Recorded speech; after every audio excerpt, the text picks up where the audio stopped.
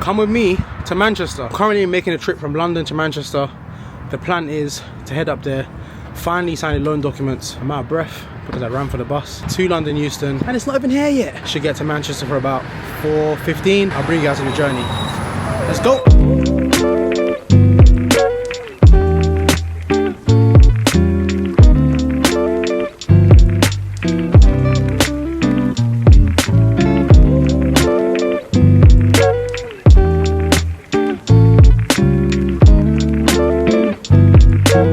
Landed at Manchester. Why I love taking a train is because when a car it's like 4.5 hours drive, more than likely you're gonna have to stop, but for trains literally 2 hours, maybe 15 minutes. I was doing some editing and some emails to my solicitor on the train.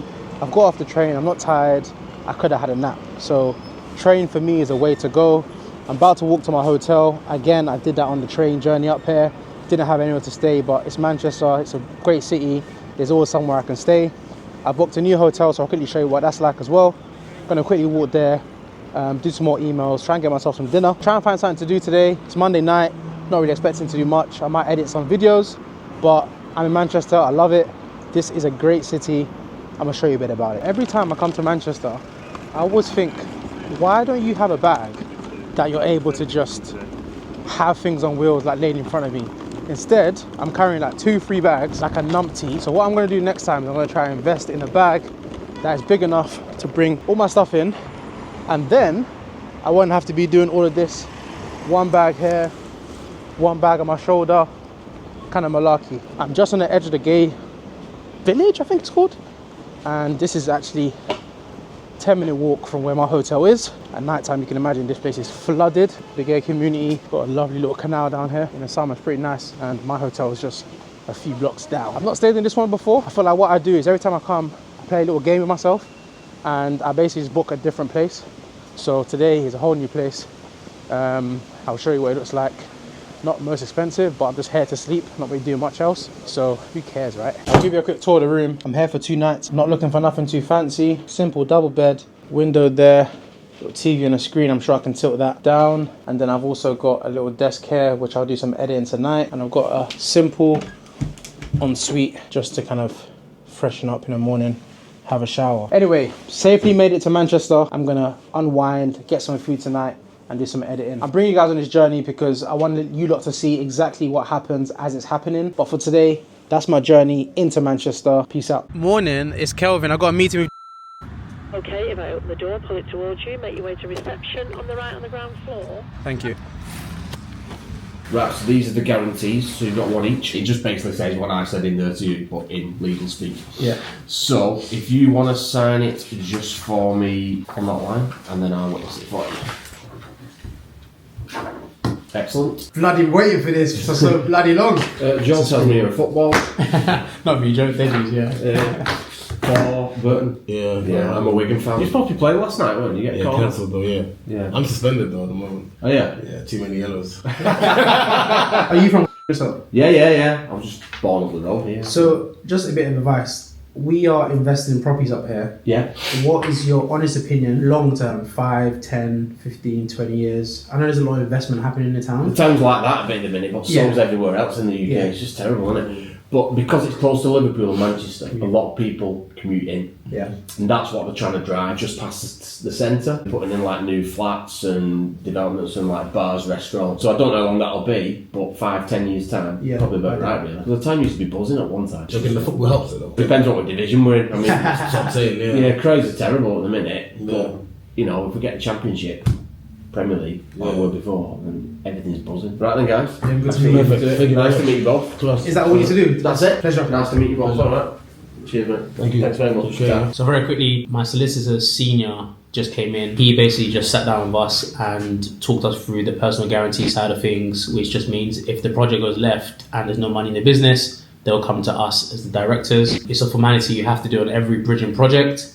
So now I'm just waiting for my solicitors to come in and then we should sign something and hopefully go.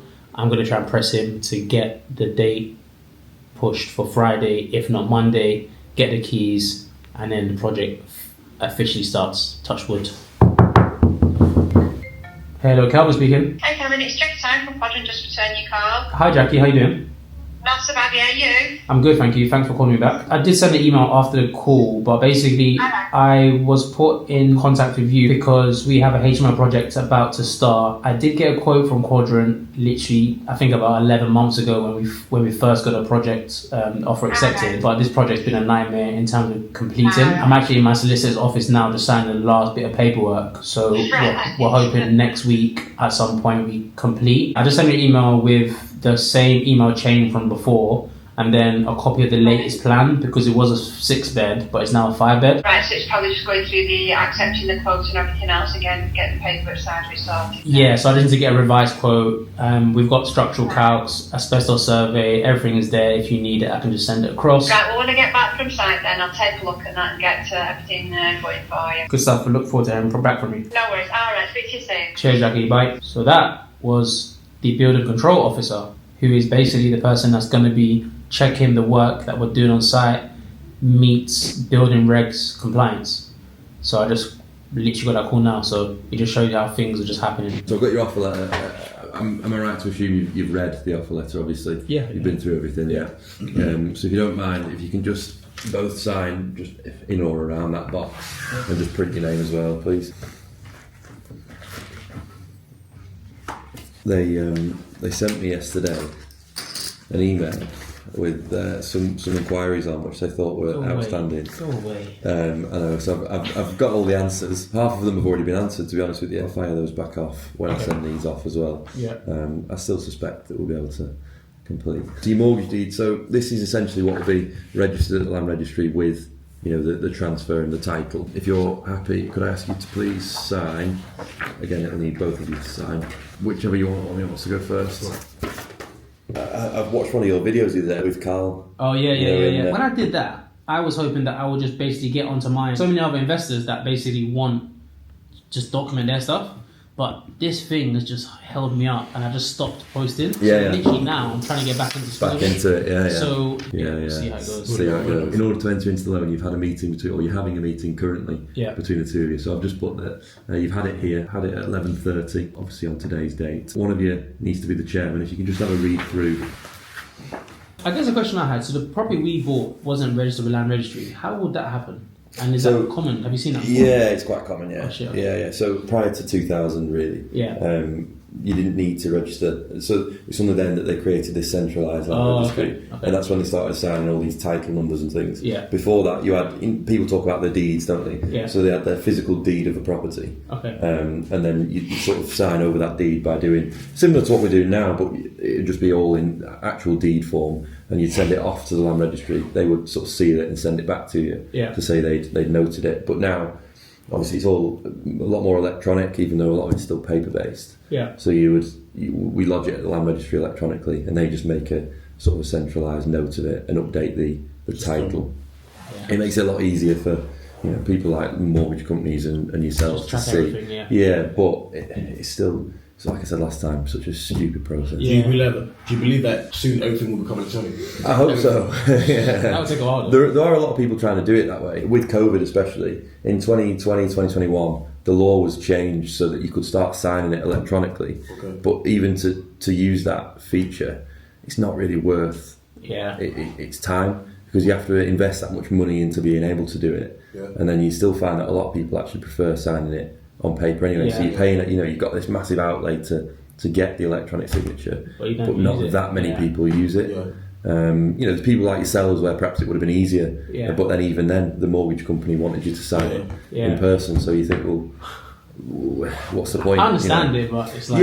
so we were talking about it this morning, actually. Exactly. It would be so much easier to do everything electronically. There is then the issue of if you sent out an email for DocuSign, has it been intercepted? As someone... Who's signing it? Exactly. I've learned so much from this, so just... hopefully next time... Learn not to do it again. It's been a bit of an anomaly, really, because I know that people say conveyancing can be difficult and take longer than you anticipate, but this has been...